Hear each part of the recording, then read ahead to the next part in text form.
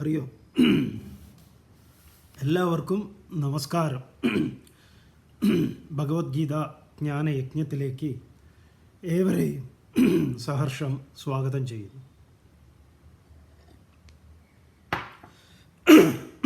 ക്ഷമിക്കണം. 9-ാം അധ്യായം രാജവിദ്യ രാജഗുഹ്യ യോഗം. രഹസ്യങ്ങളുടെ രഹസ്യം, വിദ്യകളുടെ രാജാവ് എന്നൊക്കെ പറഞ്ഞ ഈ അധ്യായത്തിൽ ഇന്ന് ഭഗവാൻ ഈ രഹസ്യത്തെ അനാവരണം ചെയ്യുന്നുണ്ട്. എന്താണ് രഹസ്യം എന്ന് ഈ വരാൻ പോകുന്ന ശ്ലോകങ്ങളിൽ വരുന്നുണ്ട്. വളരെ വളരെ പ്രധാനപ്പെട്ട ഒരു ശ്ലോകമാണ്. അതേസമയം നമുക്ക് നിസാരമായിട്ട് തോന്നുകയും ചെയ്യും. അതിൻ്റെ അർത്ഥം വേണ്ടത്ര ആഴത്തിൽ മനനം ചെയ്യുന്നില്ല എങ്കിൽ. നമ്മൾ പറഞ്ഞു നിർത്തിയത് 9-ാം അധ്യായത്തിലെ 24-ാമത്തെ ശ്ലോകമാണ്. അഹം ഹി സർവയജ്ഞാനാം ഭോക്താച പ്രഭുരേവച നതുമാം അഭിജാനന്തി തത്വേനത്യവന്തി തത്വേന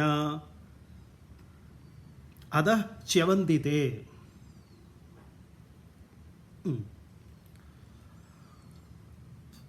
സർവയജ്ഞാനാം ഭോക്ത പ്രഭുഹു അഹം ഏവഹി. ഞാൻ തന്നെയാണ് സർവയജ്ഞങ്ങളുടെയും ഭോക്താവും അനുഭവിക്കുന്നവനും അതുപോലെ തന്നെ അതിൻ്റെ പ്രഭുവായിട്ടുള്ള ഉടമയായിട്ടുള്ളവനും ഞാനാണ്. ഇത് 4-ാം അധ്യായത്തിൽ പറഞ്ഞിട്ടുണ്ട്. ഇതേ ശ്ലോകസംഖ്യയിൽ 24 എന്താ പറഞ്ഞത്? ബ്രഹ്മാർപ്പണം ബ്രഹ്മഹവി ബ്രഹ്മാഗ്നൗ ബ്രഹ്മണാഹുതം ബ്രഹ്മൈവ തേന ഗന്ധവ്യം ബ്രഹ്മകർമ്മ സമാധിന. അവിടെ ബ്രഹ്മമായിട്ടാണ് അവതരിപ്പിച്ചിട്ടുള്ളത്. എല്ലാം ബ്രഹ്മമാണ്. അർപ്പിക്കുന്ന ഹവിസ്, അർപ്പിക്കുന്ന ഹോതാവ്, ഹവിസുക്കൾ, അതിൻ്റെ അനന്തരഫലം, അതിലെ അഗ്നി, എല്ലാം. അപ്പോൾ ഇവിടെയും സർവയജ്ഞാനാം ഭോക്താച്ച പ്രഭുഹു അഹമേവഹി മാം തു തത്വേനത്തെ ന അഭിജാനന്തി. അപ്പം മറ്റു പലതിലും മനസ്സ് വ്യാപരിക്കുന്നവർ താത്വികമായി അവരെന്നെ അറിയുന്നില്ല. അങ്ങനെയുള്ളവരാണ് എന്നെ അവമാനിക്കുന്നത് എന്ന് മുൻപും പറഞ്ഞു. അതുകൊണ്ട് അവർക്ക് അതഹ തേ ച്യവന്തി, അതുകൊണ്ട് അവർ പതിക്കാനിടയാകുന്നു. തുടർന്ന് പറയാണ്, യാന്തി ദേവവ്രതാ ദേവാൻ പിതൃൻ യാന്തി പിതൃവ്രതാഃ ഭൂതാനി യാന്തി ഭൂതേജ്യ യാന്തി മദ്യാജിനോപി മാം. യാന്തി ദേവവ്രത ദേവാൻ, ദേവവ്രതാഃ ദേവാൻ യാന്തി. ദേവവ്രതന്മാർ എന്ന് പറഞ്ഞാൽ ദേവന്മാരിൽ വ്രതം പൂണ്ടിരിക്കുന്നവർ ആരൊക്കെയാണോ അവർ ദേവന്മാരെ പ്രാപിക്കുന്നു. ദേവന്മാർക്ക് പല അർത്ഥങ്ങളാണ്. ദേവൻ ദിവ് ധാതുവിന് ദ്യോതിപ്പിക്കുന്നത്, പ്രകാശിപ്പിക്കുന്നത്, പ്രകടമാക്കുന്നത്, നമ്മെ അനുഭവിപ്പിക്കുന്നത്, ഇങ്ങനെയൊക്കെയുള്ള അർത്ഥങ്ങളാണ്. അതുകൊണ്ടാണ് ഇന്ദ്രിയങ്ങളെ ദേവന്മാർ എന്ന് പറഞ്ഞത്. അപ്പോൾ ഇവിടെ നമുക്ക് വേണമെങ്കിൽ ഇന്ദ്രിയങ്ങളെ ആരാധിക്കുന്നവർ, ഇന്ദ്രിയങ്ങളെ പോഷിപ്പിക്കുന്നവർ, ഇന്ദ്രിയ വിഷയങ്ങളിൽ തൽപരരായിട്ടുള്ള, അതിനുവേണ്ടി പണിയെടുക്കുന്ന ആളുകൾ, അവർക്കെന്താണ്? അവർക്ക് ദേവന്മാരെ പ്രാപിക്കുന്നു. അവർക്ക് അതിനുള്ള ഇത് അതിൽ നിന്ന് കിട്ടുന്നു, ശബ്ദസ്പർശ രസരൂപഗന്ധാദികളിൽ നിന്ന്. പിതൃവ്രതാഹ, പിതൃക്കളെ ആരാണോ ഉപാസിക്കുന്നത്, പൂജിക്കുന്നത്, ആരാധിക്കുന്നത്, അവരോ പിതൃന്യാന്തി, അവർ പിതൃക്കളെ പ്രാപിക്കുന്നു. പിതൃക്കളുടെ സന്തോഷത്തിന് പാത്രീഭൂതരായിത്തീരുന്നു. ഭൂതേജ്യ ഭൂതാനിയാന്തി, ഭൂതങ്ങളെ ആരാണോ യജിക്കുന്നത്, പഞ്ചമഹാഭൂതങ്ങൾ, ആകാശം, വായു, അഗ്നി, ജലം ഇത്യാദികൾ, അവർ അതിനെ പ്രാപിക്കുന്നു. മദ്യാജിത, എന്നെ ആരാധിക്കുന്നവർ മാം അഭിയാന്തി, എന്നെ പ്രാപിക്കുന്നു. അപ്പോൾ ഇവിടെ നേരത്തെ പറഞ്ഞുവല്ലോ, ഈ നമുക്കെപ്പോഴും ഇതിങ്ങനെ കേൾക്കുമ്പോൾ ഈ കോൺട്രഡിക്ഷൻ ഉണ്ടാവും. അങ്ങനെ കോൺട്രഡിക്ഷൻ ഉണ്ടാവുന്നത് നല്ലതാണ്. കാരണം എന്താണെന്നറിയോ, ശാസ്ത്രം ഉറയ്ക്കുന്നതിന് സഹായിക്കും അത്. അതല്ലാതെ റാമൂളികളായാൽ ഒന്നും മനസ്സിലാവില്ല. ഓ ആവട്ടെ ആവട്ടെ ആവട്ടെ, അങ്ങനെ തന്നെ അങ്ങനെ തന്നെ, നമ്മളാരാ ഇതൊക്കെ ചോദ്യം ചെയ്യാൻ? അപ്പോൾ ഇവിടെ എന്താ കോൺട്രഡിക്ഷൻ? ഇവിടുത്തെ കോൺട്രഡിക്ഷൻ പലതുണ്ടല്ലോ. അപ്പം എന്നെ നമസ്കരിക്കുന്നവർ, എന്നെ ആരാധിക്കുന്നവർ എന്നെ പ്രാപിക്കുന്നു, അല്ലാത്തവർ അതത് വിഷയങ്ങളിൽ അതത് കാര്യങ്ങളെ പ്രാപിക്കുന്നു എന്നല്ലേ. അപ്പോൾ മത്ത പരതരം നാന്യത് കിഞ്ചിതസ്തി ധനഞ്ജയ, എന്നിൽ നിന്ന് അന്യമായി ഇവിടെ യാതൊന്നും തന്നെ ഇല്ല എന്നൊക്കെ പറയുന്നത് എങ്ങനെ ശരിയാവും? കോൺട്രഡിക്ഷൻ അല്ലേ? അതെ. ആർക്ക്? പലതുണ്ടെന്ന് കരുതുന്നവർക്ക്. അപ്പോൾ ഇവർ പലതിനെയും ഉപാസിക്കുന്നവരെ കുറിച്ച് പറയുന്നതാ. അതെന്താണ്? അവർക്ക് താൽക്കാലികമായിട്ടുള്ള ചിലത് കിട്ടും. അവർ തൃപ്തരാകുമോ? ഇല്ല. അതുകൊണ്ട് അവർ തൃപ്തരാകുന്നില്ല. പോരാ എന്നുള്ളൊരു തോന്നൽ. യത് ഗത്വ ന നിവർത്തന്തേ തദ്ധാമ പരമം മമ. എവിടെ എന്നിൽ എത്തിക്കഴിഞ്ഞാൽ പിന്നെ തിരിച്ചു പോക്കില്ല, പിന്നെ എന്തെങ്കിലും വേണമെന്നില്ല, അവിടെ എത്തുന്നില്ല. അതാണ് പറഞ്ഞത്. അപ്പം അങ്ങനെ ഒരു കോൺട്രഡിക്ഷൻ നമുക്കുണ്ടാകുന്നുവെങ്കിൽ അത് നല്ലതാണ്. ഇത് ഉറപ്പിക്കാൻ നല്ലതാണ്. ആർക്കും പലതുണ്ട്, ഇങ്ങനെ പലതിനും ഉപാസിക്കുന്നവർക്ക്. അല്ലാത്തവരെ സംബന്ധിച്ച് നേരത്തെ ഇന്നലെ പറഞ്ഞുവല്ലോ, ജനകൻ്റെ അടുത്തേക്ക് പോകുന്ന ശ്രീ ശുഖബ്രഹ്മർഷിയുടെ കഥ. പഞ്ചസാര പാവകൾ, പഞ്ചസാര പടവുകൾ, ഇതൊക്കെയാണ് ശുഗൻ കാണുന്നത്. വൈവിധ്യങ്ങളിൽ ആ ഏകത്വം, ഇതാണ് നാനാത്വത്തിൽ ഏകത്വം എന്ന് പറയുന്നത്. മറ്റത് ഭേദം തന്നെയാണ്. തുടർന്ന് ഈ അധ്യായത്തിലെ രഹസ്യങ്ങളുടെ രഹസ്യം എന്ന് പറയുന്ന ഒരു ശ്ലോകം ഭഗവാൻ ഇവിടെ അവതരിപ്പിക്കുന്നു. 26-ാമത്തെ ശ്ലോകം വളരെ വളരെ പ്രധാനപ്പെട്ടതാണ്. പത്രം പുഷ്പം ഫലം തോയം യോ മേ ഭക്ത്യാ പ്രയച്ഛതി തതഹം ഭക്തിബഹൃതം അശ്നാമി പ്രയതാത്മനഃ. പത്രം പുഷ്പം ഫലം തോയം യോ മേ ഭക്ത്യാ പ്രയച്ഛതി തദഹം ഭക്തിബഹൃതം അശ്നാമി പ്രയതാത്മനഃ. ഈ ശ്ലോകം വിസ്തരിച്ച് പറയേണ്ടതാണ്. വിസ്തരിച്ച് തന്നെ പറയാം. സാമാന്യ അർത്ഥം എന്താണ്? പത്രം എന്ന് പറഞ്ഞാൽ നമ്മുടെ മാതൃഭൂമി, മനോരമ, ദേശാഭിമാനി, ജന്മഭൂമി, മംഗളം, മനോരാജ്യം പത്രമാണോ എന്നറിയില്ല. ഇങ്ങനെ തുടങ്ങിയിട്ടുള്ള പത്രങ്ങളാണോ? അല്ല. പത്രം എന്ന് പറഞ്ഞാൽ സംസ്കൃതത്തിൽ ഇല, പത്രം. പുഷ്പം തന്നെ, പൂവ്. ഫലം, കായ. തോയം, ജലം. അപ്പം ജലം, ഇല, പൂവ്, കായ. യോ മേ യഹ മേ ഭക്തിയാ പ്രയച്ഛതി. ആരാണോ ഭക്തിയോടുകൂടി എനിക്ക് സമർപ്പിക്കുന്നത്, തദഹം ഭക്തിബഹൃതം അശ്നാമി പ്രയതാത്മനഃ. ഞാൻ അതിനെ, ആ പ്രയതാത്മനഃ ഭക്തഃ, ആ ശുദ്ധാത്മാവായ ഭക്തൻ്റെ അതിനെ, തത് ഭക്തിബഹൃതം, അങ്ങേയറ്റം ഭക്തിയോടുകൂടി അശ്നാമി, ഞാൻ സ്വീകരിക്കുന്നു, അനുഭവിക്കുന്നു എന്നാണ്. ആരാ പറയണത്? ഭഗവാൻ. അപ്പം ഇവിടെ ചോദ്യം, ഈ പ്രപഞ്ചത്തിൻ്റെ മുഴുവൻ നമ്മൾ പറയുമ്പോൾ ഈ അണ്ഡകടാഹത്തിൻ്റെ മുഴുവൻ അധിപനായ വിശ്വേശ്വരന് ഈ പ്രപഞ്ചത്തിൽ തന്നെ ആവിർഭൂതമായിട്ടുള്ള പ്രപഞ്ച ഘടകങ്ങളിൽ പെട്ടിട്ടുള്ള ഈ തുക്കടാച്ചി, വേണമെങ്കിൽ അങ്ങനെ പറയാം, ഒരില,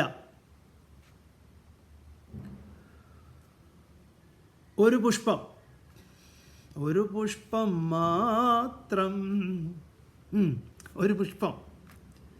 പിന്നെയോ ഒരു കായ, ഒരു പഴം, അല്പ ജലം. ഇതൊക്കെ കൊണ്ട് വേണോ ഭഗവാന് തൃപ്തി അടയാൻ. ഇതെന്തൊരു ദരിദ്രവാസിയാണ് ഇയാൾ. ഇതൊക്കെ ഒരുമാതിരി അങ്ങനെ ഒരു ചിന്ത, യുക്തിചിന്ത. ആ യുക്തിചിന്തയെ മാനിക്കുന്നു, ഇരിക്കട്ടെ. മറ്റൊന്ന്, നിങ്ങളിതിനെ ഇതുമായി ചേർത്ത് കേൾക്കുന്ന, നമ്മളൊക്കെ കേട്ടിട്ടുള്ള ഇതിൻ്റെ രഹസ്യമെന്ന് നമുക്ക് ബോധ്യപ്പെടാതെ പോകുന്ന വ്യാഖ്യാനങ്ങൾ. ഈ വ്യാഖ്യാതാക്കളെ ഒന്നും നമ്മൾ കുറ്റം പറയുകയല്ല. പക്ഷേ ഇതിൻ്റെ താത്പര്യത്തെ ഹനിക്കുന്നതാണ്, തർക്കമില്ല. അല്ലെങ്കിൽ അവിടേക്ക് നമ്മൾ എന്താണ്, ഇതിൻ്റെ തത്വചിന്തയെ അവിടങ്ങളിലേക്കൊക്കെ കൊണ്ടുവരണം. എന്നാൽ അത് പൂർണ്ണവുമാണ്. ആ ഉദാഹരണം, ഇപ്പോൾ ഒരു ഇലയെക്കുറിച്ച് പറയുമ്പോൾ നമ്മൾ പറയും, കഥയായിട്ട് പറയും, ദ്രൗപദി ദുർവാസ മഹർഷിയെ ഒരു ചീരയില പ്ലേറ്റിൽ ഇങ്ങനെ കഴുകാതെ, ആ പ്ലേറ്റിൽ കഴുകിയപ്പോൾ അത് പറ്റിപ്പിടിച്ചിരുന്ന ഒരു ഇലയാണ്. ആ ഒരു ഇല കൊണ്ട് ദുർവാസാവിൻ്റെ വിശപ്പടക്കിയ കഥയുണ്ടല്ലോ. അതുപോലെ ഒരു തുളസി ഇലയിട്ട് തുലാഭാരം നടത്തിയപ്പോൾ ഒരു ഇല കൊണ്ട് ഭഗവാനെ സങ്കല്പിച്ച് ഇട്ടിട്ടുള്ള ഒരു ഇലയുടെ കഥയുണ്ട്. അപ്പോൾ ആ ഒരു ഇല അത്രയും ഭഗവാനെ സങ്കല്പിച്ചുകൊണ്ട് സമർപ്പിച്ചാൽ അത് ഭഗവാൻ സ്വീകരിക്കും എന്ന് പറഞ്ഞിട്ടുണ്ട്. അപ്പോൾ അവിടെ കൊണ്ട് ആ കഥ കഴിഞ്ഞു, ഇലയുടെ കഥ കഴിഞ്ഞു. ജലത്തിൻ്റെ കാര്യത്തിലാണെങ്കിൽ നമ്മൾ അല്പം ജലമെടുത്തുകൊണ്ട് പ്രതിജ്ഞ ചെയ്തിട്ടുള്ള മഹാബലിയുടെയൊക്കെ കഥയൊക്കെ ഉണ്ട്. വിന്ധ്യാവലിയോട് ജലം എടുക്കാൻ പറഞ്ഞിട്ട് ജലം കൊടുക്കുന്ന കഥ. പഴത്തിൻ്റെ കഥ പറയുമ്പോൾ ശബരി കടിച്ച പഴം കൊടുത്ത് ഭഗവാനെ സംതൃപ്തനാക്കിയ കഥയുണ്ട്. പൂ കൊടുത്ത കഥയാണെങ്കിലോ ഗജേന്ദ്രൻ അവസാനം ഒരു താമര പൊട്ടിച്ച് സമർപ്പിച്ച കഥയുണ്ട്. ഇതൊക്കെ ഇതിനോട് ചേർത്ത് പറയാറുള്ളതാണ്. നമ്മളിങ്ങനെ കേട്ടിട്ടുണ്ട്. അതൊന്നും രഹസ്യങ്ങളുടെ രഹസ്യം ആണെന്ന് തോന്നുന്നില്ല. അപ്പോൾ ചോദ്യം പ്രസക്തമായി നിൽക്കുന്നത്, ഈ വിശ്വേശ്വരന്, പ്രപഞ്ചത്തിൻ്റെ മുഴുവൻ ഉടമയായ ഈ ഭഗവാൻ ആവശ്യപ്പെടുന്നു, ശ്രദ്ധയോടുകൂടി ആരാണ് ഒരൽപ്പം ജലം, ഇല, പൂവ്, കായ ഇതെനിക്ക് നൽകുന്നത്? ആ നൽകുന്ന ആ ശ്രദ്ധയോടുകൂടിയിട്ടുള്ള, ശ്രദ്ധാന്വിതനായിട്ടുള്ള, ആ തൽപരനായിട്ടുള്ള ഭക്തൻ്റെ പ്രേമപൂർവമായിട്ടുള്ള ഉപഹാരത്തെ ഞാൻ അതേ ഭക്തിയോട്, പ്രേമത്തോടു കൂടി ഞാൻ സ്വീകരിക്കുന്നു. ഇതിൽ തർക്കമില്ല. പക്ഷെ ജ്ഞാനവിഹീന സർവമതേന മുക്തിം ഭജതി ന ജന്മശതേന എന്നൊരു പ്രമാണം അവിടെ ഉണ്ട്. ഒന്ന്, ഈ ആരാധന, ഈ ചിലരൊക്കെ അസ്ഥാനത്ത് വേദത്തിൽ ഇത്തരം ആരാധനകളൊന്നുമില്ല എന്നൊക്കെ പറയാറുണ്ട്. അറിവില്ലാത്തത് കൊണ്ടാണ്. ഇവിടെ ഭഗവാൻ കൃഷ്ണൻ്റെ വാക്കുകളായിട്ട് ഭഗവാൻ തന്നെ പറയുകയാണ്, എന്നെ ഒരു അല്പം ജലം കൊണ്ട് നിങ്ങൾക്ക് ആരാധന ചെയ്യാം ഭക്തിയോടുകൂടി. അവിടെ എന്താണ്? സൃഷ്ടിപൂജയാണ്. അങ്ങനെ നിങ്ങൾക്ക് സൃഷ്ടിപൂജ ചെയ്യാമെന്ന് സാക്ഷാൽ ശ്രീകൃഷ്ണൻ ഭഗവത്ഗീതയിൽ പറയുക. എന്നെ സങ്കല്പിച്ചുകൊണ്ട് നിങ്ങൾക്ക് എവിടെയെങ്കിലും എന്നെ സങ്കല്പിച്ച് നിങ്ങൾക്ക് ജലം, ഒരു ഇല എന്നെ സങ്കല്പിച്ചുകൊണ്ട് നിങ്ങൾക്ക് ആരാധനയ്ക്ക് ഒരു ഇല നിങ്ങൾക്ക് ഉപയോഗിക്കാം. ഒരു പഴം, ഏത് പഴമാവട്ടെ, ഏതെങ്കിലും ഒരു ഫലം എടുത്ത് നിങ്ങൾക്ക് എനിക്ക് നൽകുന്നതായിട്ട് നിങ്ങൾക്ക് നൽകാം. അതുപോലെ ഒരു പഴം എന്ന് പറഞ്ഞാൽ നമ്മുടെ ഈ പാളയംകോടൻ പഴം മാത്രമല്ല, ഏതും. അത് കദളിപ്പഴമേ രസകദളിയെ എനിക്ക് പറ്റുമെന്നൊന്നുമില്ല. ഏത് റംബൂട്ടാനായാലും മതി, പപ്പായ ആയാലും മതി, എന്തായാലും നിങ്ങൾക്ക് ഇഷ്ടമുള്ളത് എന്താണോ അത് തിരിച്ചും കൊണ്ട് മേടിക്കുമ്പോൾ പ്രസാദമാണ്. അപ്പോൾ അതിന് അങ്ങനെ ഒരു വിധിയുണ്ട്. എന്താ പറഞ്ഞിരിക്കുന്നത്? പത്രം പുഷ്പം ഫലം തോയം യോമേ ഭക്തിയാ പ്രയച്ഛതി ഭക്ത്യുപഹൃതം അഹം അശ്നാമി പ്രയതാത്മന. പ്രിയപ്പെട്ടവൻ്റെ ആ ഉപഹാരത്തെ ഞാൻ സ്വീകരിക്കുന്നു എന്നുള്ളത് കൊണ്ട് തന്നെ സൃഷ്ടിപൂജ ഭഗവാൻ ശ്രീകൃഷ്ണൻ ഇന്ന വിധത്തിൽ പറയപ്പെട്ടിരിക്കുന്നു, ചെയ്തോളൂ എന്നുള്ള. അപ്പോൾ സഗുണ ആരാധനയിൽ അതാകാം. ഇനി അതിൻ്റെ തത്വം പിടികിട്ടണം, അത്രയേ ഉള്ളൂ. ഇനി ഇവനെ എന്തെങ്കിലും പിടികിട്ടിയാലും മതി, അവൻ ചെയ്യുന്നുണ്ടല്ലോ, ചെയ്യട്ടെ. ഇതാണ് രണ്ടാമത്തെ കാര്യം. അപ്പോൾ അതിവിടെ വിധിച്ചിട്ടുണ്ട്. എങ്ങനെയൊക്കെ? ജലം. നിങ്ങൾക്ക് നിങ്ങളുടെ വീട്ടിൽ, നമ്മളിവിടെ ആശ്രമത്തിലൊരു ഈ പൂജാ കോഴ്സ് ഓരോരുത്തർക്കും വീട്ടിൽ ചെയ്യേണ്ടത് എങ്ങനെയാണ്, ഈ നമ്പൂരി തന്ത്രി അത് ഇതെന്നൊന്നും പറഞ്ഞ് വേണ്ടാന്നേ. ഇവരൊന്നും ഇതിലെല്ലാവരെയും നമ്മൾ പറയില്ല. പലരും ഉണ്ടല്ലോ ഈ സനാതനവുമായിട്ട് ഇതിന് ഈ ചില പൊട്ടന്മാർ പറയാറുണ്ട്, ഇതൊക്കെ ആഗമശാസ്ത്രമാണ്, ആഗമത്തിന് വേദമായിട്ട് ബന്ധമില്ല. എന്താ പറയുക, വിഡ്ഢിത്തരത്തിൻ്റെ അങ്ങേ തലയാണത്. നിഗമമാണ് ആഗമത്തിന് പ്രമാണം. നിഗമം എന്ന് പറഞ്ഞാൽ വേദം. നിഗമമില്ലേ ആഗമമില്ല, അങ്ങനെയാണ്. അതാണ് അതിൻ്റെ ഫൗണ്ടേഷൻ. അത് വേറെ ഇത് വേറെ എന്ന് പറയുന്നവർ ശുദ്ധ വിവരദോഷികളാണ്. അതുകൊണ്ടാണ് ചിലർക്ക് ഇവർ ഈ തന്ത്രിയൊക്കെ ആയി കഴിഞ്ഞാൽ എന്തോ സംഭവമാണെന്നൊക്കെ തോന്നുന്നത്. അവർക്ക് തോന്നുന്നതാ, ഒന്നുമില്ല വാസ്തവത്തിൽ. ഇത് മര്യാദയ്ക്ക് നേരാവണ്ണം പഠിച്ചവരാണോ എന്ന് ചോദിച്ചാൽ അല്ല. നമ്മളിപ്പോൾ അതിലേക്ക് കടക്കുന്നില്ല, കടക്കാത്തതാണ് നല്ലത്. നമ്മൾ പറഞ്ഞു വന്നത് എന്താന്ന് പറഞ്ഞാൽ, നിങ്ങൾക്ക് എങ്ങനെയാണ് വീട്ടിൽ നിങ്ങൾ ചെയ്യുന്നത് പോലെ ആവില്ലല്ലോ മറ്റൊരാൾ ചെയ്യുന്നത്. ഇതെങ്ങനെയാണ് ആവാഹിക്കേണ്ടത്? ഏതാണ് നിങ്ങളുടെ ദേവത? അതിനെ ആവാഹിക്കുന്നത് എങ്ങനെയാണ്? ആവാഹന മന്ത്രം എങ്ങനെയാണ് നിങ്ങൾ അതിന് പീഠമൊരുക്കേണ്ടത്? എങ്ങനെയാണ് ആ ദേവനെ സങ്കല്പിക്കേണ്ടത്? അതിലേക്ക് ഹവിസ്സുക്കൾ അർപ്പിക്കേണ്ടത് എങ്ങനെയാണ് ആരതി, എങ്ങനെയാണ് നേദ്യം, ഇങ്ങനെ കുറച്ച് കാര്യങ്ങൾ. നിങ്ങൾ വലിയ അമ്പലം കെട്ടി അതിൽ ഉത്സവം നടത്താനുള്ളതല്ല. നമ്മുടെ വീട്ടിൽ നമുക്ക് ചെയ്യേണ്ടുന്ന ചെറിയ രീതിയിലുള്ള കാര്യങ്ങൾ അത് നിങ്ങൾ തന്നെ ചെയ്യണം. അതാണ് അതിൻ്റെ സൗന്ദര്യം. നിങ്ങൾ തന്നെ ചുറ്റും വീട്ടിലുള്ളവരെല്ലാം കൂടെ കൂടിയിരുന്ന് നിങ്ങൾ ചെയ്യുക. അതിൻ്റെ ഒരു കോഴ്സ് ഒരു 2 ദിവസത്തെ ആശ്രമത്തിൽ പലരും ആവശ്യപ്പെട്ടിട്ടുണ്ട്.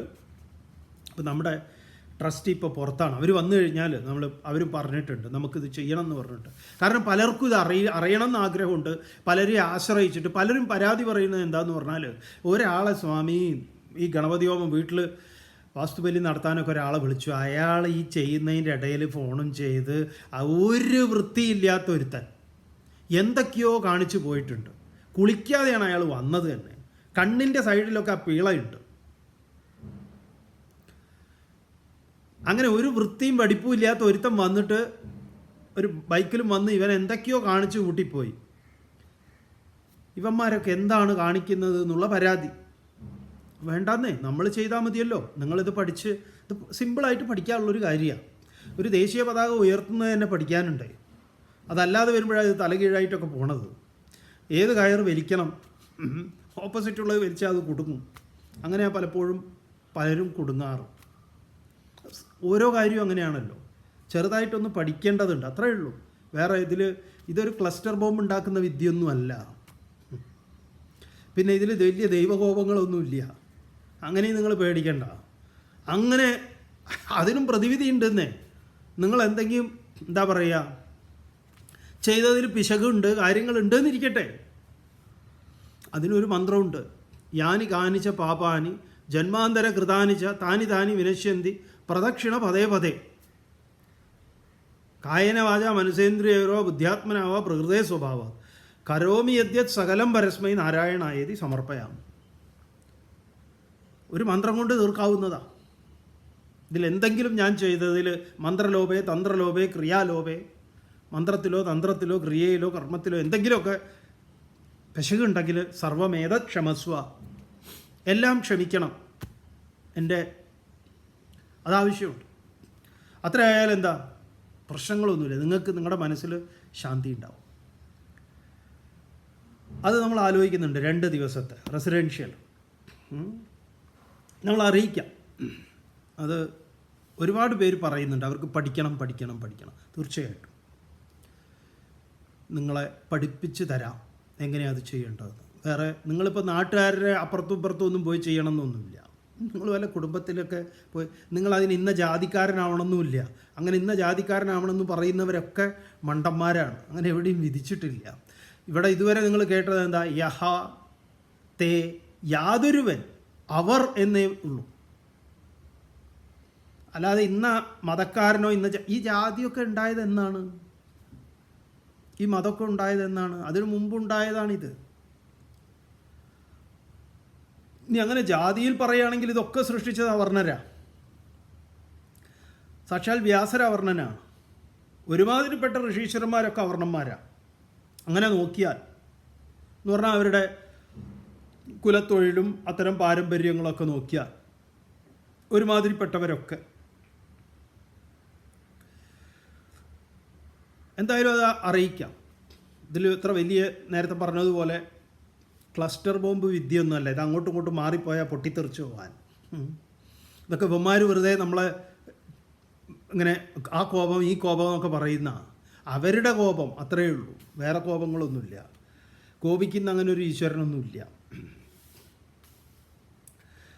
അപ്പോൾ പത്രം പുഷ്പം ഫലം തോയം യോമേ ഭക്തിയാ പ്രയച്ഛതി, ആരാണ് അത് എനിക്ക് ശ്രദ്ധയോടുകൂടി തരുന്നത്, അത് ഞാൻ സ്വീകരിക്കുന്നു. എന്താണ് ഇതിലെ രഹസ്യം? നമുക്ക് ഭഗവത്ഗീത ഇന്ന് ലഭ്യമായ ഒരുമാതിരിപ്പെട്ട എല്ലാ വ്യാഖ്യാനങ്ങളും നമ്മുടെ ശ്രദ്ധയിലൂടെ പോയിട്ടുണ്ട്. ഒരുമാതിരിപ്പെട്ട എല്ലാം നമ്മുടെ ഗുരുവായിട്ടുള്ള ചിന്മയാനന്ദ സ്വാമികളാണെങ്കിലും സന്യാസം തന്നിട്ടുള്ള കാശികാനന്ദഗിരി സ്വാമികളും നമ്മുടെ ഗുരുതുല്യനായിട്ടുള്ള ആശ്രമത്തിൻ്റെ ഫൗണ്ടേഷൻ ഇട്ടിട്ടുള്ള professor G Balakrishnan Nair sir, ഇവരൊക്കെ എത്രയോ ആളുകളുടെ വ്യാഖ്യാനങ്ങൾ നമ്മുടെ വ്യാഖ്യാനത്തിന്, നമ്മുടെ മനനത്തിന് സഹായകമായിട്ടുള്ളതാണ്. പിന്നെ നമ്മുടെ സ്വതന്ത്രമായ ശാസ്ത്ര സമ്മതമായിട്ടുള്ള ചിന്തകൾ, അത് പ്രധാനമാണ്. നമ്മുടെ സ്വതന്ത്രമായത് ശാസ്ത്രാനുസാരിയായിരിക്കണം. നമുക്ക് തോന്നിയത് അങ്ങനെ പറയാൻ പറ്റില്ല. അത് ശാസ്ത്രത്തിൻ്റെ സമ്മതി ഉള്ളതാണെങ്കിൽ ആ സമ്മതിയിലൂടെ വേണം അത് പോവാൻ. ആ ട്രാക്കിലാണ് അത് പോകേണ്ടത്. അത് വളരെ പ്രധാനമാണ്. അതുകൊണ്ട് നിങ്ങളോട് എന്തങ്ങനെ പറയുന്നുണ്ടെങ്കിലും അതിനൊരു പ്രമാണത്തെ നമ്മൾ ഉദ്ധരിക്കും. ഈ ശ്ലോകത്തെ പത്രം പുഷ്പം ഫലം തോയം യോമേ ഭക്തിയാ പ്രയച്ഛതി എന്നുള്ള ഈ ശ്ലോകത്തെ അതിസുന്ദരമായി വ്യാഖ്യാനം ചെയ്തിട്ടുള്ളത് ഗുരു നിത്യചൈതന്യത്തി അതിമനോഹരമായി ഈ ശ്ലോകത്തെ വ്യാഖ്യാനം ചെയ്തിട്ടുണ്ട്. നമ്മുടെ ജീവിതത്തിലെ ഏറ്റവും വലിയ നേട്ടങ്ങളിൽ ലാഭം എന്ന് പറയുന്നത് ഇത്തരം മഹാത്മാക്കളെ നമുക്ക് അടുത്തിടപഴകാൻ, അവരുടെ സ്നേഹവും അവരുടെ ഉപദേശവും ഒക്കെ നമുക്ക് ഗുരു നിത്യചൈതന്യതിയോടൊപ്പം എന്താ പറയുക കുറേ സമയം ചെലവഴിക്കാനും കത്തിടപാടുകൾക്കും ഒക്കെ അവസരം ഉണ്ടായിട്ടുള്ളതാണ്. ഗുരു നേരത്തെ തന്നെ പ്രിയ സന്ദീപന് എന്ന് പറഞ്ഞിട്ട് ദൈവദശകത്തിൻ്റെ ആത്മോപദേശ ശതകത്തിൻ്റെയൊക്കെ ഗുരുവിൻ്റെ വ്യാഖ്യാനം കയ്യൊപ്പിട്ട് തന്നിട്ടുണ്ട്. ഊട്ടി ഫേൺഹില്ലിൽ നമ്മൾ പോയിട്ടുണ്ട്. കോട്ടയത്തിരിക്കുമ്പോഴാണ് ഗുരുവിനെ നേരിട്ട് നമ്മൾ കാണുന്നത്, ഒരുമിച്ച് കൂടെ നടക്കുന്നത്, ഭക്ഷണം കഴിച്ചത്. ആ ഗുരുവിനെ സ്മരിച്ചുകൊണ്ട് നമുക്ക് തോന്നി ഈ ഈ ശ്ലോകത്തിൻ്റെ വ്യാഖ്യാനം ഗുരു നടത്തുന്നത് അതുപോലെ നിങ്ങളെ വായിച്ചു കേൾപ്പിക്കണമെന്ന്. ഗുരുവിൻ്റെ ഭഗവത്ഗീത വ്യാഖ്യാനം, ഈ സ്വാധ്യായം, അത് സ്കൂൾ ഓഫ് ഭഗവത്ഗീത നമ്മൾ പബ്ലിഷ് ചെയ്തിരുന്നു ഒരു ഇതിൽ. അപ്പോൾ മുനി നാരായണ പ്രസാദ് സ്വാമിജി അതിൻ്റെ സമ്മതം തന്നിട്ട്, പക്ഷേ എല്ലാ കോപ്പി അത് തീർന്നു പോയി. പിന്നെ അത് വീണ്ടും ഡി സി ആണെന്ന് തോന്നുന്നു, അതോ ഗുരുകുലാണോ എന്ന് അറിയില്ല. ഇപ്പം അത് പണ്ട് DC ആയിരുന്നു, പിന്നീട് അത് നമ്മൾ ചെയ്തു.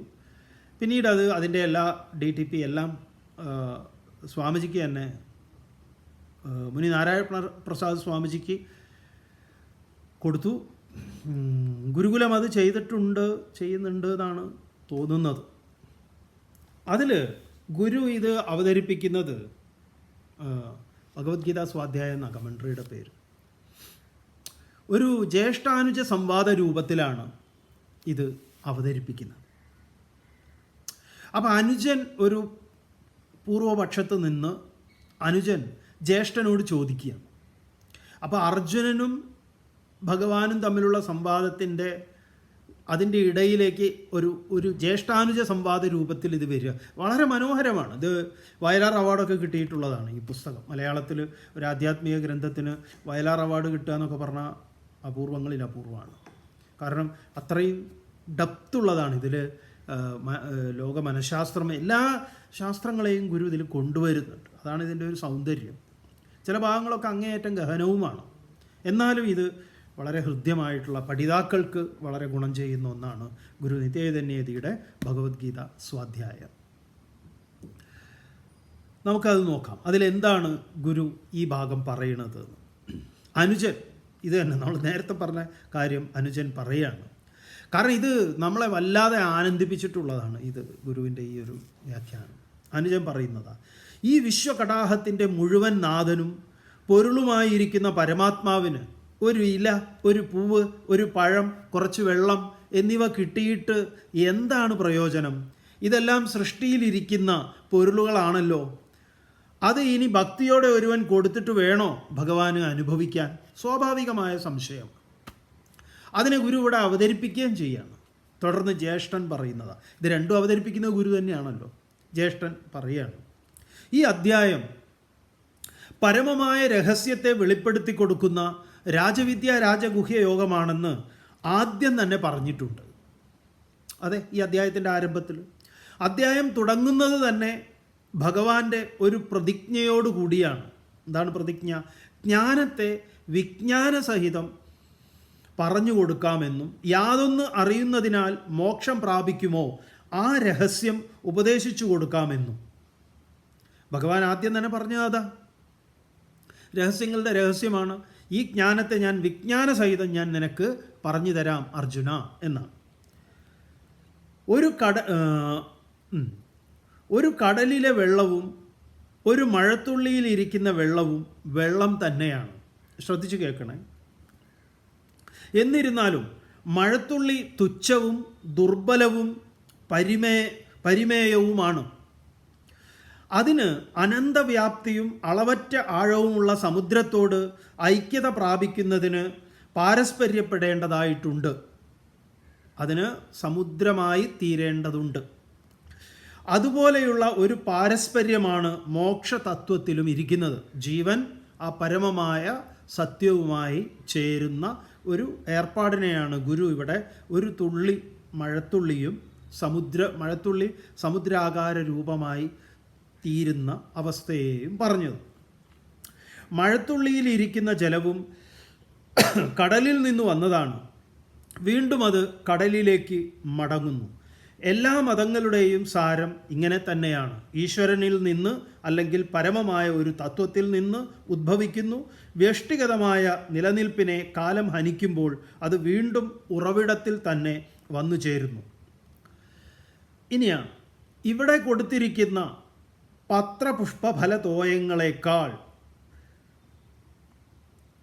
സവനത്തിൻ്റെയും പ്രതിസവനത്തിൻ്റെയും ഒരു നല്ല പ്രതീകം വേറെ എടുക്കാനില്ല. ഇത് ഏറ്റവും മനോഹരമായിട്ടുള്ള 4 ഉദാഹരണങ്ങളാണ്, ഉപമകളാണ്, ദൃഷ്ടാന്തങ്ങളാണ്. മുകളിൽ സൂര്യൻ, താഴെ ഭൂമി. അവയുടെ സമ്മേളനത്തിൽ നിന്നും ഭൂമിയിലെ ജലത്തിൽ ജീവൻ അങ്കുരിക്കുന്നു. ജീവൻ അങ്കുരിക്കുന്നു ഏതിൽ? ജലത്തിൽ.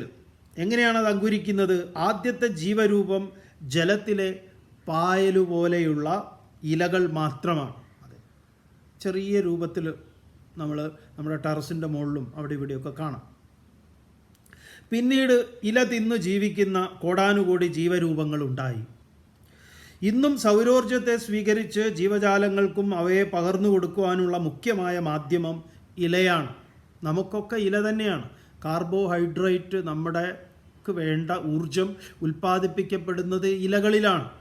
ആ ഇലകൾ സഹായകമായി സ്വീകരിക്കുന്നത് സൗരോർജ്ജത്തെയാണ്. നമ്മളിങ്ങനെ തടിമാടന്മാരായിട്ടിരിക്കുന്നത് നമ്മൾ മാത്രമല്ല, ഈ പ്രകൃതിയിലെ ഒരുമാതിരിപ്പെട്ടതൊക്കെ ഇലയാണ്. ഇലയിൽ കൂടി ഇങ്ങോട്ട് കിട്ടിയ ദാനത്തെ അങ്ങോട്ട് മടക്കിക്കൊടുക്കുന്നു എന്ന് പറയുമ്പോൾ ഒരു വലയം സമ്പൂർണ്ണമാകുന്നു. എൻ്റെ ഇന്നലകളിലേക്ക് പോയി ഞാൻ എന്നെ കണ്ടെത്തി, അതൊരു ഭയങ്കര ഒരു സംഭവമാണ്. അത് ഞാൻ തിരിച്ചു കൊടുക്കുകയാണ്. നമുക്കത് ഒന്ന് വിസ്തരിച്ച് കാണാം. എന്തായാലും ഗുരുവിടെ അതിൻ്റെ നമുക്ക് ആ മനനത്തിൻ്റെ ആഴങ്ങളിലേക്ക് പോകാനുള്ള എല്ലാ സൂചകങ്ങളും നൽകുകയാണ്. ദാനത്തെ അങ്ങോട്ട് മടക്കി കൊടുക്കുന്നു എന്ന് പറയുമ്പോൾ ഒരു വലയം സമ്പൂർണ്ണമാകുന്നു. എല്ലാ ജീവനിലും വംശവർദ്ധനത്തിൻ്റെ പ്രക്രിയ ഇരിക്കുന്നു. അതെ, പുഷ്പിക്കുന്നത് രതിവിലാസത്തിൻ്റെ സമുന്നതമായ പ്രതീകമാണ്. കുമാരന്മാരും പുഷ്പിതരാകുന്നതോടെ പുതിയ ജീവനെ ആവിർഭവിപ്പിക്കാനുള്ള കഴിവ് നേടുന്നു.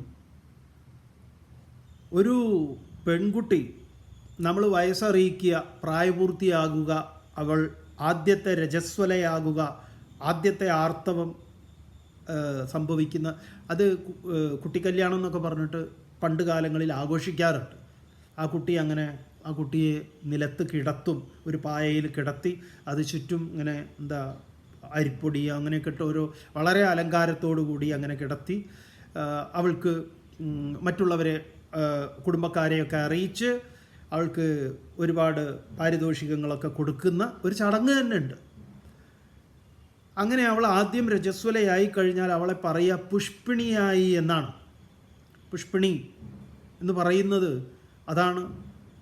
അതുകൊണ്ടാണ് പറയുന്നത് അവൾ പുഷ്പിക്കാൻ, ഇനി കായ്ക്കാനുള്ള ശേഷി അവൾക്കുണ്ട്.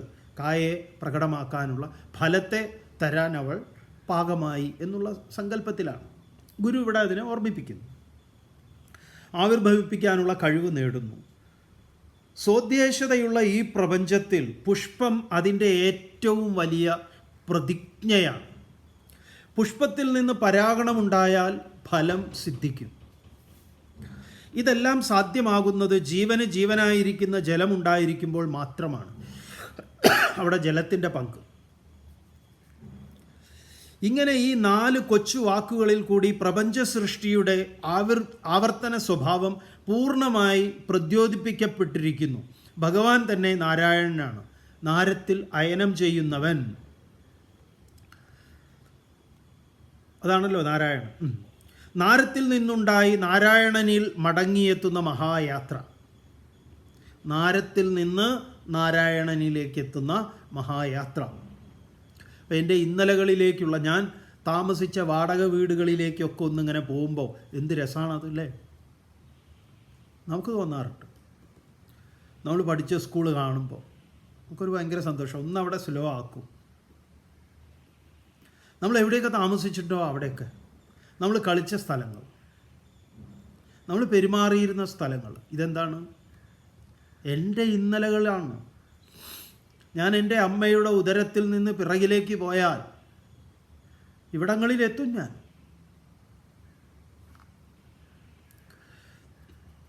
മടങ്ങിയെത്തുന്ന മഹായാത്ര മുഴുവനും ഈ കൊച്ചു ശ്ലോകത്തിൻ്റെ 1-ാമത്തെ പാദത്തിൽ തന്നെ അടുക്കി വച്ചിരിക്കുന്നു. അത് രഹസ്യമാണ്.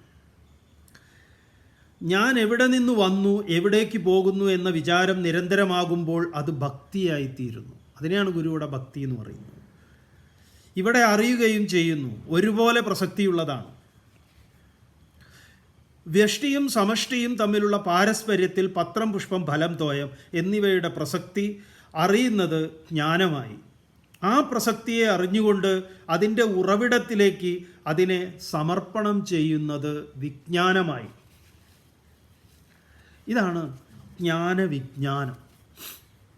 എന്ത് മനോഹരമായിട്ടാണ് ഗുരു ഒരു മനഃശാസ്ത്രവും അതിനപ്പുറത്തെ ആ ധ്യാനനിരതനായിട്ടുള്ള ആ ഒരു ധ്യാനത്തിലേക്ക് നമ്മളെ എടുക്കുകയാണ്. അത് ഇലയുടെ ഈ ജലം പരിണമിക്കുന്നത് തന്നെയാണ് ഇല എന്ന് പറയുന്നത്. ആ ഇലയുടെ പരിണാമമാണ് പൂവെന്ന് പറയുന്നത്. പൂവിൻ്റെ പരിണാമമാണ് കായ. കായ പരിണമിക്കുന്നതാണ് വീണ്ടും ഒരു വൃക്ഷമാകുന്നത്. അപ്പോൾ ഇത് ഞാനും തമ്മിലുള്ള ബന്ധം എന്താണ്? എനിക്ക് ഇന്നലെ എൻ്റെ വാസസ്ഥാനം ഇവിടെയൊക്കെ ആയിരുന്നു. ഇന്നും ഞാൻ ഇതുമായിട്ട് ഒരു അഭേദ്യമായ ബന്ധമുണ്ട്. അതാണ് ഈ ജ്ഞാനവിജ്ഞാനം. അവിടെയാണ് ഭക്തി, അതിനെ സമർപ്പിക്കൽ. അതിഗംഭീരമാണത്. അതുകൊണ്ടാണ് കേവലം നമ്മൾ ഈ പറഞ്ഞ ഗജേന്ദ്രൻ പൂ കൊടുക്കുന്നതും ശബരി പഴം കടിക്കുന്നതും അതിലൊക്കെ നമ്മൾ വിട്ടുപോകുന്ന പ്രധാനപ്പെട്ട തന്തു, അതിൻ്റെ ത്രെഡ് ഇതാണ്. ഇത് വിട്ടുപോകരുത്. അപ്പോൾ ഇതും കൂടെ അതിലേക്ക് ചേർത്തിട്ടാണ് ശബരി അത് ചെയ്തത്, ഗജേന്ദ്രൻ ഇത് ചെയ്തത്. അതിൽ നമ്മൾ വിസ്മരിക്കാൻ പാടില്ലാത്തതാണ് ഇതെന്ന് വരുമ്പോഴെന്തായി? ആ കഥയൊക്കെ പൂർണ്ണമായി. അവിടെയാണ് അത് പൂർണ്ണമാകുന്നത്. അല്ലെങ്കിൽ ഭഗവത് പാദർ പറഞ്ഞ പോലെ ജ്ഞാനവിഹീന സർവമതേന മുക്തിം ഭജതി ന ജന്മശതേന. ഗുരു നിത്യചൈതന്യയതി ഈ വഴിയെ ശരിക്കും തുറക്കുന്നു. ഇത് ശാസ്ത്രസമ്മതവുമാണ്. അതാ നമ്മൾ പറയുന്നത്. ഒരു ചിന്ത നമ്മുടെ മുന്നിൽ അവതരിപ്പിക്കുമ്പോൾ അത് ശാസ്ത്രാനുസാരിയായിരിക്കണം. അത് ധർമ്മശാസ്ത്രത്തിൻ്റെ പിന്തുണ അതിനുണ്ടാകണം തീർച്ചയായിട്ടും. അന്നാദ് ഭവന്തി ഭൂതാനി പർജന്യാദന്ന സംഭവഃ. അപ്പം ഇതൊരു പരമപ്രധാനമായിട്ടുള്ള ഈ ശ്ലോകം. പത്രം പുഷ്പം ഫലം തോയം യോമേ ഭക്തിയാ പ്രയച്ഛതി തദഹം ഭക്തിപഹൃതം അശ്നാമി പ്രയതാത്മനഃ. അല്ലാതെ ഇത് മനസ്സിലാക്കാതിരിക്കുന്നിടത്തോളം കാലം ഈ പറഞ്ഞ ഈ വിശ്വവിധാതാവിന് ഒരല്പം ജലം കിട്ടിയിട്ട് വേണോ, ഒരു പൂ കിട്ടിയിട്ട് വേണോ, ഒരു കായ കിട്ടിയിട്ട് വേണോ? ഇതറിഞ്ഞിട്ട് നിങ്ങൾ കൊടുക്കുന്നു എങ്കിലോ, ഇത് കേവലം ഒരു ഗുരുവായൂർ നടയിൽ വെക്കുന്ന കാര്യമല്ല ഈ പറയുന്നത്. ഇത് നിങ്ങൾക്ക് എവിടെയും ചെയ്യാം. ഇത് നമ്മുടെ ഇന്നലകളിൽ നാം വസിച്ച ഇടങ്ങളാണ്. നമുക്കെങ്ങനെ നിഷേധിക്കാൻ പറ്റും? ഇതിൽ നിന്ന് ആധ്യാത്മികതയൊക്കെ നിങ്ങൾ മാറ്റൂ. തൽക്കാലം ഭഗവത്ഗീത എന്നുള്ള ഗ്രന്ഥത്തെയോ ഭഗവാന്റെ വാക്കുകളെയോ ഒക്കെ മാറ്റൂ. യുക്തിപരമായി നമുക്ക് ചിന്തിക്കാന്നേ. എന്താ അതിലെ യുക്തി? എങ്ങനെയാണ് മനുഷ്യൻ നമ്മൾ ഉണ്ടായത്? എങ്ങനെയാണ്? ഭക്തിയൊക്കെ വിട്ടേക്കൂ. പുരുഷൻ്റെയും സ്ത്രീയുടെയും ശോണിത ശുക്ല സംയോഗമാണല്ലോ. അങ്ങനെയാണല്ലോ ഒരു അണ്ടം ഉണ്ടാവുന്നത്. അതാണ് ഗർഭത്തിൽ വളർന്ന് വികസിച്ച് ഒരു പ്രത്യേക കാലയളവ് മനുഷ്യനെ സംബന്ധിച്ചാണെങ്കിൽ 10 മാസം നമുക്ക് നമ്മൾ പറയുമെങ്കിലും 9 മാസമൊക്കെ കഴിയുമ്പോഴേക്കും ഒരു ദിവസം പുറത്തു വരും. ആൺകുട്ടിയാവാം, പെൺകുട്ടിയാവാം. ഈ ശിശു അമ്മയുടെ ഉദരത്തിലേക്ക് പ്രവേശിച്ചത് എങ്ങനെയാണ്? ഭർത്താവ് എന്ന് പറയുന്ന പുരുഷൻ്റെ, ഭർത്താവ് എന്നൊക്കെ പിന്നീട് നമ്മൾ പറയുന്നതാണ്. പ്രകൃതിയുടെ കണക്ക് നോക്കുമ്പോൾ അവിടെ ഭർത്താവ് എന്നോ ഭാര്യ എന്നോ ഒന്നും ഇല്ല. ഒരു ഓപ്പോസിറ്റ് സെക്സാണ് പുരുഷൻ്റെ. അത് കൃത്രിമമായിട്ടും അവിടെ പ്രവേശിപ്പിക്കാം, കുഴപ്പമൊന്നുമില്ല. എന്തായാലും ഈ ശുക്ലം മനുഷ്യ ശരീരത്തിൽ, ആ ശരീരത്തിൽ ആവിർഭൂതമാകുന്നതിന്, പ്രകടമാകുന്നതിൻ്റെ കാരണങ്ങൾ എന്തൊക്കെയാണ്? കഴിച്ച അന്നം തന്നെയാണ് അതിൻ്റെ പ്രധാനപ്പെട്ടത്. കഴിക്കുന്ന അന്നമാണ്. അപ്പോൾ ആ അന്നത്തിൽ ഞാനാകുന്ന കാരണം ഉണ്ടായിരുന്നില്ലേ? അങ്ങനെ ഒരു കാരണം, അത് എൻ്റെ ഞാനാകുന്ന ജീവന് അതുമായിട്ട് യാതൊരു ബന്ധമില്ല എന്ന് പറയാൻ പറ്റുമോ? നിങ്ങൾ ഈ ശാസ്ത്രമൊക്കെ വിട്ടേക്കൂ, ഈ ഗീതയും ഈ ആധ്യാത്മികതയും ഇതൊക്കെ മാറ്റിയേക്കൂ. സയൻറ്റിഫിക്കായിട്ട് മോഡേൺ സയൻസിൻ്റെ ഭാഷയിൽ സയൻസിൻ്റെ രീതിയിൽ പറയുമ്പോൾ അല്ലേ അത്രേ ഇവിടെയും പറഞ്ഞിട്ടുള്ളൂ. അതിൻ്റെ പ്രധാന ഘടകങ്ങളാണ് ഇതൊക്കെ. ഇതിലൊക്കെ ഞാനുണ്ടായിട്ടുണ്ട്. ഈ രൂപത്തിലല്ലാന്നേ ഉള്ളൂ, കാരണരൂപത്തിൽ.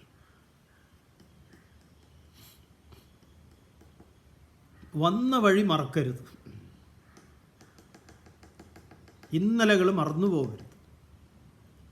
എന്ത് മനോഹരാണെന്നറിയോ ഈ ഒരു ധ്യാനം.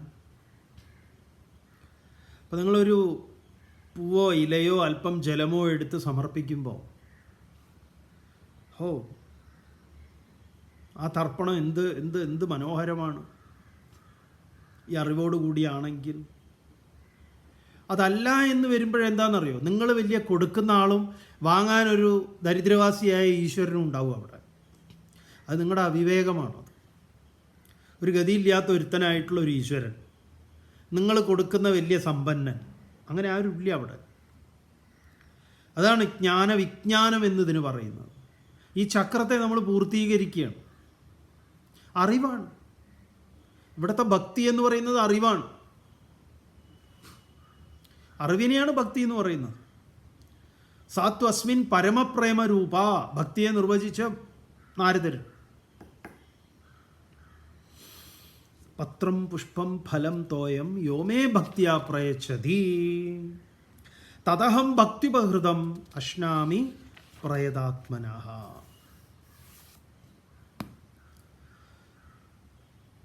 ഓം പൂർണ്ണമദഃ പൂർണ്ണമിദം പൂർണ്ണാത് പൂർണ്ണമുദച്യത്തെ പൂർണ്ണസ്യ പൂർണ്ണമാദായ പൂർണ്ണമേവാവശിഷ്യത്തെ. ഓം ശാന്തി ശാന്തി ശാന്തി. ബാക്കി നമുക്ക് നാളെ.